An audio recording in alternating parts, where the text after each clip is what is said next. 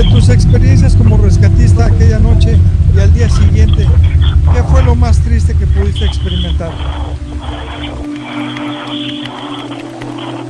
Mira, lo digo con lágrimas en los ojos, porque se me fue un niño, se me fue un niño en las manos.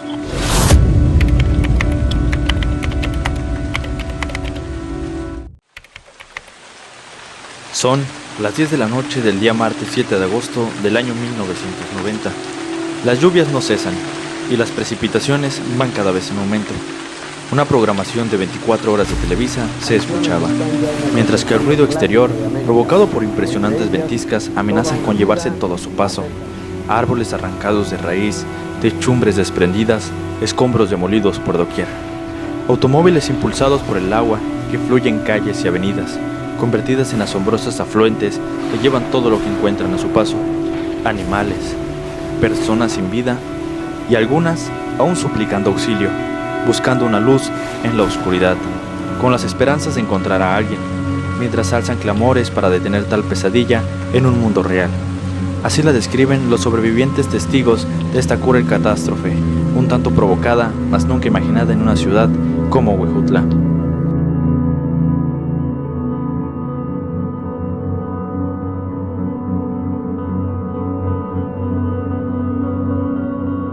El huracán Diana, un fenómeno meteorológico considerado inicialmente como tormenta tropical, inicia en la costa de África el 27 de julio de 1990 e ingresa a México por el puerto de Tuxpan el día 5 de agosto de ese mismo año, arribando a Huejutla de Reyes 2 días después. La Cruz Roja del Estado de Hidalgo es informada por la Cruz Roja de España acerca del fenómeno y monitorea su trayectoria. Sin embargo, en este municipio la alerta no fue notificada. Pese a ello, debido a las condiciones climatológicas, la corporación estuvo atenta en la ribera de los ríos, evacuando gente liderados por el comandante Eduardo Hernández Osuna. Un día antes de la tragedia, una lluvia ligera empapaba el municipio de Huejutla. Personal de diferentes organizaciones gubernamentales habían suspendido sus jornadas laborales ante un inminente arribo de un fenómeno meteorológico nunca antes visto por la Huasteca. Un cielo plomizo se extendía interminable. El clima cada vez empezaba a empeorar, situación que provocaba una fuerte inundación sin precedente, mientras que los afluentes observaban de manera estremecedora al mirar que sus corrientes iban a gran velocidad. Los vientos huracanados impresionantes se llevaban lo que había a su paso. No había un atlas de riesgo. La tecnología de la época era insuficiente para conocer a profundidad y comprender los pronósticos meteorológicos.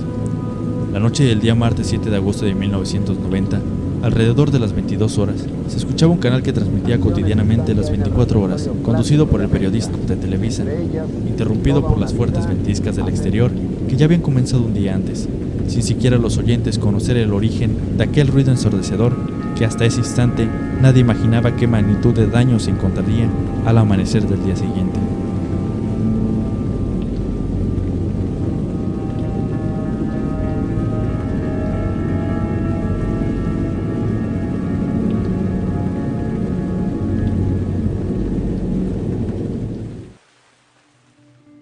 En otro punto de la ciudad, 3 personas con cargos públicos en el gobierno que se hospedaban en el Hotel San Carlos recibieron la mala noticia del velador de dicha posada, que el vehículo oficial del gobierno había sido arrastrado por el agua.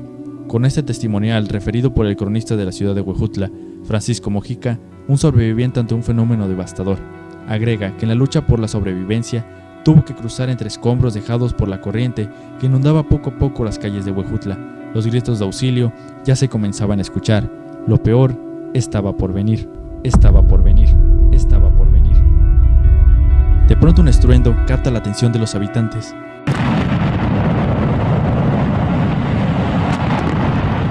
Era el famoso puente peatonal de piedra, un símbolo de progreso construido en los años 40.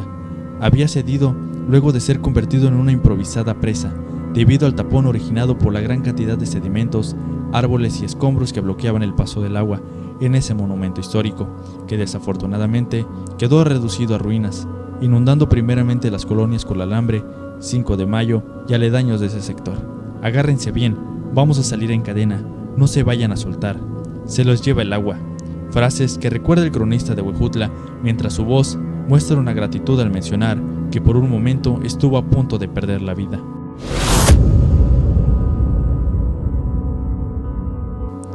Transcurren las horas y la pesadilla invade de temor e impotencia a habitantes de este municipio.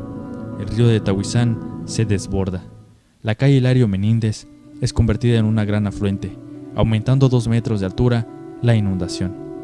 Mientras que una noche oscura envuelve a Huejutla, una zona entumecida y desalentadora. Gritos de auxilio y pobladores intentan salvar a los afectados, mientras que otros iluminan con sus lámparas en busca de familiares desaparecidos y pertenencias. Escenas que nunca se olvidarán en la memoria de los pobladores que formaron parte de ese trágico suceso.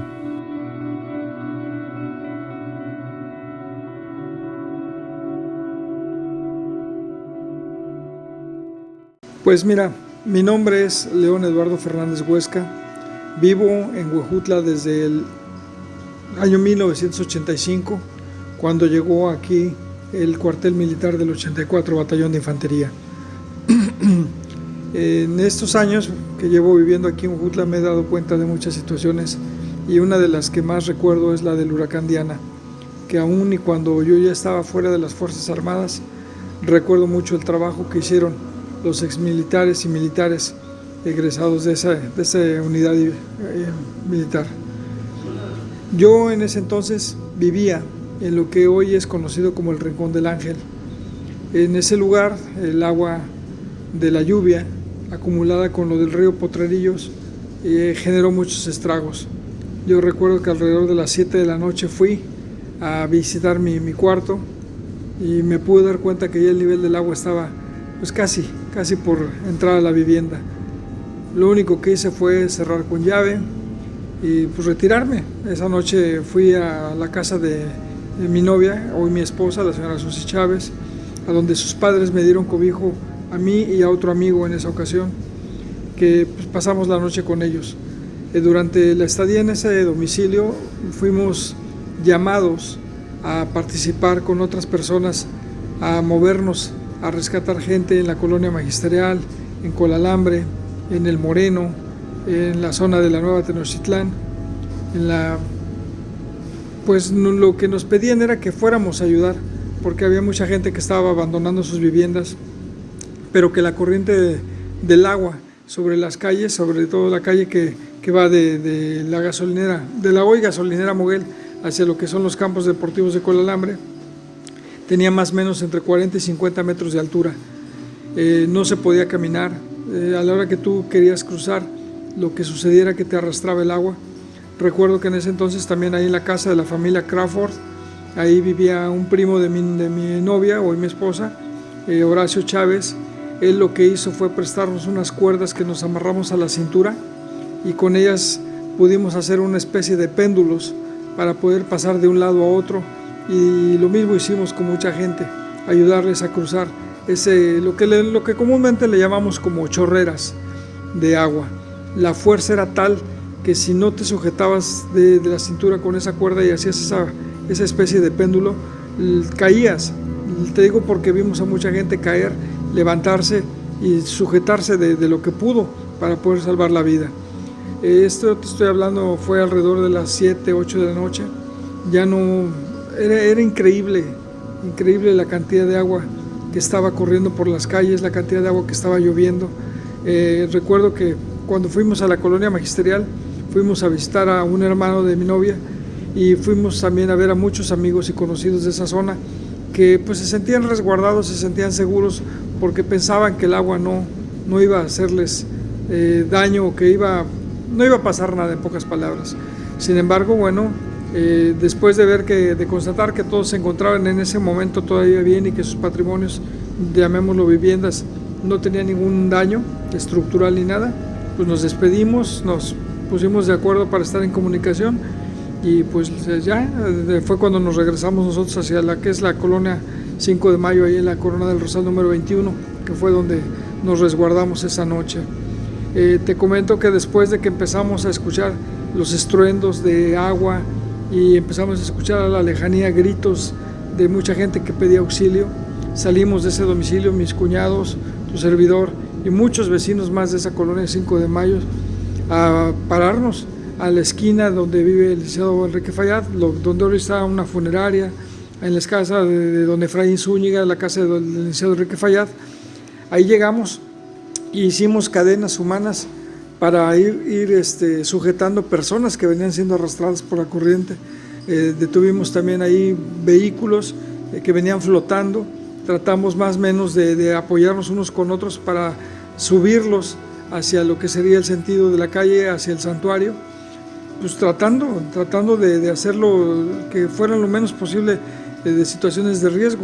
Y recuerdo que lo que hacíamos era flotar, hacer los carros flotando, los empujábamos, y ya después de que estaban en un sitio donde no se podía mover, les bajábamos el aire a las llantas para que el peso los mantuviera ahí, porque el agua los hacía escurrirse, los hacía moverse hacia otro punto. Pudimos ver cómo pasaban animales, perros, puercos, pequeñas novillonas, e incluso ya vacas de gran tamaño, cómo pasaban flotando por el lado del puente, cómo chocaban con los muros y cómo brincaban todos esos árboles, toda esa hierba que se había acumulado. Fue una noche muy triste.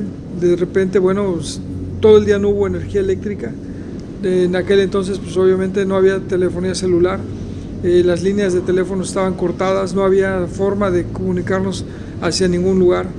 Y ya una vez que pasó la tormenta y la noche, alrededor de la madrugada, lo que hicimos fue con lámparas movernos por la carretera nacional hacia donde hoy está un restaurante de mariscos hacia abajo. Desde ahí con lámparas empezamos a iluminar lo que era la colonia magisterial, tratando de obtener alguna respuesta. Gritábamos, nos escuchaban algunos, otros no, era inentendible lo que nos decían, pero a grandes rasgos supimos que las cosas estaban bien. Al día siguiente, ya cuando bajó el nivel del agua, que empezamos a recorrer toda la zona de desastre, pudimos ver casas dañadas, casas partidas en dos, casas arrancadas totalmente de sus cimientos, que fueron las que escuchamos nosotros cómo tronaban al llegar a donde estaba el puente de piedra. También les puedo comentar que fuimos hacia la colonia magisterial y vimos cómo una fila de casas desapareció totalmente. Hoy, si usted va a la colonia magisterial, se podrá dar cuenta que enfrente de la secundaria, de la telesecundaria, hay una fila de casas. Esa se mantuvo en pie, aunque fueron superadas por casi 1 metro, 2 metros de agua. La parte de las casas que estaban detrás de esa literalmente desaparecieron. La gente que vivía en esas casas, supimos que la noche anterior había recurrido para protegerse a la parte alta de la colonia Seminario, lo que hoy es la colonia Seminario, lo que es la Villa de Guadalupe. Esa gente huyó prácticamente para salvar su vida. Se perdieron muchas cosas, pero lo más lamentable de todo eso fue la pérdida de vidas humanas. Tuve la desgracia de conocer muchos casos así. No hubiera querido conocerlos porque fue de gente a la que se le guardó cierto aprecio o gente con la que yo conviví durante algunos años. Fue muy lamentable ver cómo se llenaban de luto muchas familias por todos lados a las márgenes del río. Desaparecieron casitas de enjarre, casas de adobe, casas de material, y esto pues dio un sentimiento de unidad a mucha gente. Yo recuerdo que en aquel entonces vecinos de Huejutla que vivían en Guadalajara, en Monterrey, en la Ciudad de México, hicieron llegar camionetas y camiones con alimentos, con ropa, que fue repartida sin ninguna restricción. Toda la gente sabía qué era lo que tenía que pedir, nadie pidió de más, porque todos siempre se preocuparon porque a nadie le faltara ese alimento en su mesa, esa ropa, porque pues, prácticamente quedaron con lo que llevaban puesto. En lo particular, le comento, yo vivía ahí en lo que es el Rincón del Diablo, hoy conocido como el Rincón del Ángel. La familia con la que yo estuve viviendo en su domicilio como rentero o arrendatario, ellos primero subieron a la planta alta y finalmente treparon a la azotea. Por obra divina, la verdad no hubo decesos en esa ocasión, pero sí fue un caos donde muchos vehículos se perdieron. Lo que fue la bajada del Hotel Oviedo, a donde está hoy la clínica del doctor Vadillo, ahí fue una sola masa de vehículos que descendieron por la calle Morelos hasta compactarse ahí. Fue una sola masa de fierro y hule, porque no hubo posibilidad de que los pudieran rescatar.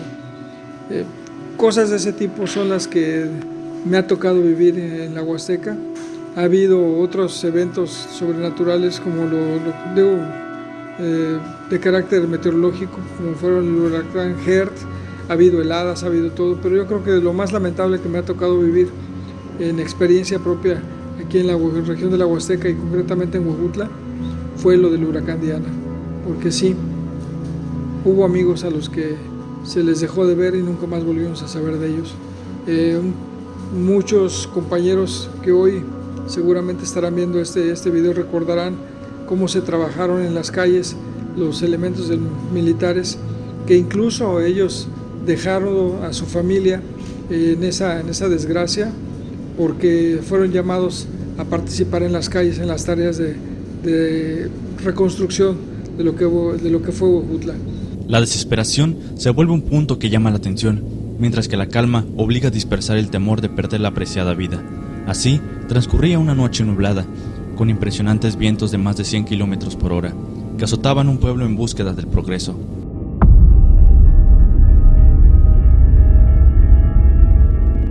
Hijo mío, ¿dónde estás? ¿Dónde estás, papá?